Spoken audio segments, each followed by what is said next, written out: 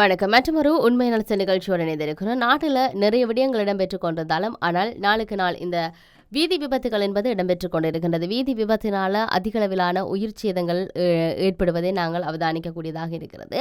கடந்த தினங்களில் எல்லோருக்கும் தெரியும் ரம்போட பகுதியில் இடம்பெற்ற வீதி விபத்து, அதன் பிற்பாடு அதனுடைய சேதங்கள் உயிர் சேதமாக இருக்கட்டும் இல்லாட்டி பலர் காயமடைந்ததாக இருக்கட்டும் ஏராளமாக இடம்பெற்றிருந்தது. அது சார்ந்து ஜனாதிபதி கூட அது நஷ்டஈடு வழங்குவதற்கான நடவடிக்கைகளை எல்லாம் முன்னெடுத்திருந்தார். இது இருக்கின்ற பொழுது நேற்றைய தினமும் ஒரு வாகன விபத்து இடம்பெற்றிருக்கின்றது. இதில் 32க்கும் மேற்பட்டோர் காயமடைந்திருப்பதாக சொல்லி இருக்கின்றார்கள். இந்த ரம்போட வீதி விபத்து சார்ந்து உண்மை காரணம் என்ன என்கின்ற விடயங்கள் எல்லாம் வெளிவந்திருக்கிறது.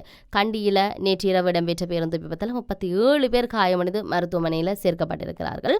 ஆகவே இவைகள் சார்ந்துதான் நாங்கள் இன்று பார்க்க போகின்றோம். இலங்கை நுவரெலியா ரம்போட பகுதியில் பேருந்து ஒன்று பள்ளத்தில் விழுந்து விபத்துக்குள்ளானதில் உயிரிழந்தவர்கள் எண்ணிக்கை 23ஆக அதிகரித்திருக்கிறது. இந்த விபத்து மே 11 காலை அதிகாலையில் இடம்பெற்றதாக சொல்லப்பட்டிருந்தது. கதிர்காமத்திலிருந்து நுவரெலியா ஊடாக குருநகல் நோக்கி பயணித்த அரசு பேருந்து ஒன்றுதான் இவ்வாறு பள்ளத்தில் விழுந்திருக்குது.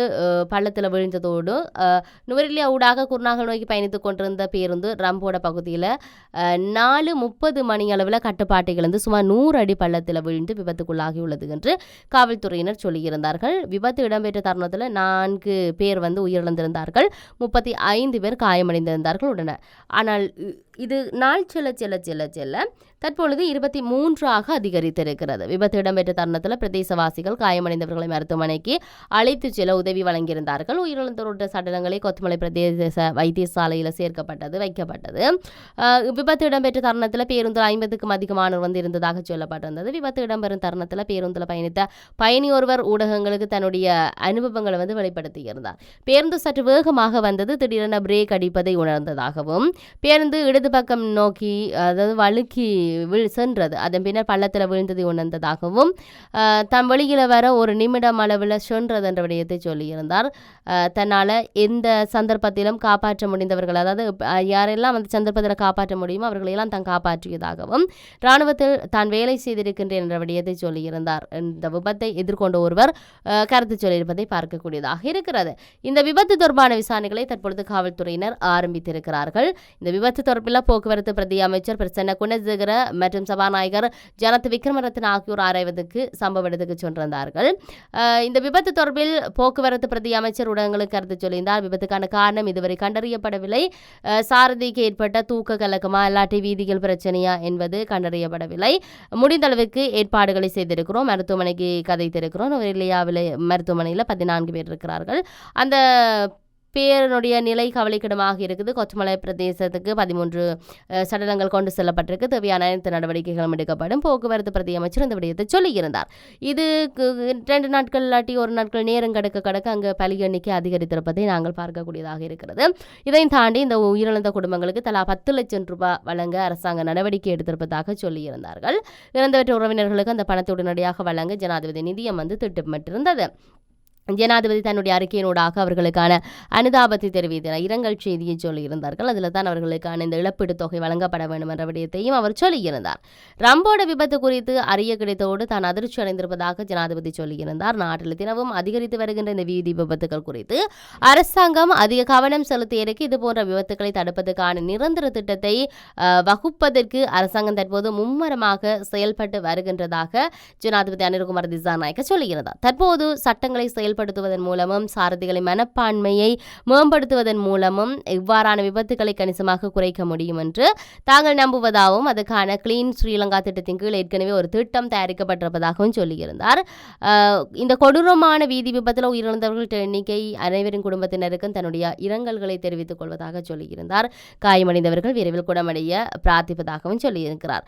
காயமடைந்தவர்களுக்கு சிகிச்சை அளிக்க சகல தொடர்புடைய மருத்துவமனைகளையும் தயார்படுத்தவும் இது தொடர்பாக தேவையான அனைத்து எதிர்கால அடைக்கல நடவடிக்கையும் எடுப்பதற்கும் பாதுகாப்பு படையினருக்கு சுகாதாரத்துறையினருக்கும் ஆதரவு வழங்கப்பட்டுள்ளதாகவும் ஜனாதிபதி அனுர்குமார் திசாநாயக்க சொல்லியிருந்ததை பார்க்கக்கூடியதாக இருக்கிறது.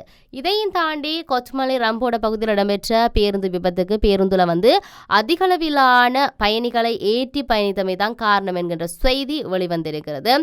சாரதிக்கு தூக்கம் ஏற்பட்டமை காரணமாகவும் நுவரெலியா மாவட்டத்தில் இந்த சம்பவம் பதிவாகி இருக்கிறது. அதாவது விபத்து இடம்பெற்றது என்று சொல்லி நுவரெலியா மாவட்ட மோட்டார் வாகன பரிசோதகர் ஜாலிய பண்டாரன் இந்த விடயத்தை இன்றைய தினம் வெளியிட்டிருந்தார். இந்த விபத்து பேருந்தில் ஏற்பட்ட இயந்திர கோளாறு காரணமாக கட்டாயமாக நிகழவில்லை. ஆரம்பகட்ட விசாரணையில் இது தெளிவாக தெரிய வந்திருக்குது. எவ்வாறாயினும் இந்த சம்பவம் தொடர்பாக விசேட குழு தற்போது விரிவான விசாரணைகளை மேற்கொண்டு வருகிறது. விபத்துக்கான உறுதியான காரணங்கள் வெளிப்படுத்தப்படும் என்ற விடயத்தை ஜாலிய பண்டார சொல்லியிருந்தார். இந்த நிலையில் பேருந்து விபத்தில் உயிரிழந்த 4 பேரின் உடல்களை கொச்மலை வைத்தியசாலையிலிருந்து நாவலப்பட்டி பொது வைத்தியசாலைக்கு கொண்டு வரப்பட்டு அவர்களது உறவினர்களிடம் ஒப்படைக்க நடவடிக்கை எடுக்கப்பட்டிருக்கின்றது. இதை தாண்டி நான் ஆரம்பத்தில் சொன்னது போல நேற்று தினத்தில் கண்டியில் நேற்றிரவு ஒரு பேருந்து விபத்து இடம்பெற்றிருந்தது. இதில் 37 பேர் மருத்துவமனையில் அனுமதிக்கப்பட்டிருந்தார்கள். பேருந்து ஓட்டுநர் உட்பட 9 ஆண்கள் 20 பெண்கள் மற்றும் 8 சிறுவர்கள் காயமடைந்ததாக சொல்லப்படுகிறது. விபத்தில் காயமடைந்தவர்கள் கண்டி மற்றும் பேராதனை மருத்துவமனைகள் சிகிச்சைகளுக்காக அனுமதிக்கப்பட்டிருந்தார்கள். குர்நாகல், கல்கமுவ மற்றும் எகட்டுவப ஆகிய இடங்கள்ல இருந்து ஜாத்திரைக்காக கண்டிக்கு வந்த ஒரு குழுவினர் ஏற்றிச் சென்ற பேருந்து இந்த விபத்து சிக்கி இருக்குது. பேருந்து வீதியை விட்டு விலகி ஒரு சரிவில் வீழ்ந்ததால இந்த விபத்து ஏற்பட்டது. காயமடைந்தவர்கள் நிலை மிக மோசமாக இல்லை எனவும் சம்பவம் தொடர்பாக போலீசார் தங்களுடைய விசாரணைகளை மேற்கொண்டு வருவதையும் நாங்கள் அவதானிக்கக்கூடியதாக இருக்கிறது. ஆகவே வீதி விபத்துகள் நாளுக்கு நாள் அதிகரித்து கொண்டிருப்பதை நாங்கள் பார்க்கக்கூடியதாக இருக்கிறது. இதை எவ்வாறு தடுக்கலாம் என்பது சார்ந்து சமூகத்தில் பொறுப்புள்ளவர்களாக நாங்கள் சிந்திக்க வேண்டிய தருணம் இருக்கின்றது என்பதையும் சொல்லுகின்ற பொழுது பல சேதங்கள் ஏற்படும். பொருட்சேதம் ஏற்பட்டால் பொருட்களை வாங்கிவிடலாம் என்று சொல்லுங்கள். ஆனால் இந்த உயிர் சேதம் ஏற்பட்டால் உயிரை வாங்கிவிடலாமா என்ற மிகப்பெரிய கேள்விகள் இருக்கிறது. ஆகவே அவதானமாக இருக்க வேண்டும். காவல்துறையினர் தங்களுடைய கடமைகளை செய்கின்ற பொழுது அவர்களுக்கு இடையூறு விளைவிக்காமல் வீதி சார்ந்த இருக்கக்கூடிய அந்த விதிமுறைகளை பின்பற்றி வீதிகளுக்கு இருக்கக்கூடிய நடைமுறைகள் சார்ந்து பின்பற்றி நாங்கள் நடப்போமாக இருந்தால் இவ்வாறான செயல்களிலிருந்து விடுபடலாம் என்பதை சொல்லக்கூடியதாக இருக்கிறது. உண்மையில் இந்த கொச்மலையில் இடம்பெற்ற ரம்போட பகுதியில் இடம்பெற்ற இந்த விபத்துக்கான காரணம் அதிகளவிலான பயணிகளை கொண்டு சென்றமைதான் என்று சொல்லப்படுகிறது. ஆகவே பொறுத்திருந்து பார்ப்போம். இது சார்ந்தான விசாரணைகள் இன்னும் தெளிவான விசாரணைகள் வேண்டும் என்று சொல்லப்பட இருக்கிறது. இந்த வீதி விபத்து சார்ந்து கொச்மலை ரம்போட பகுதியில் இடம்பெற்ற இந்த வீதி விபத்து சார்ந்து ஒரு குழு நியமிக்கப்பட்டிருக்கிறது.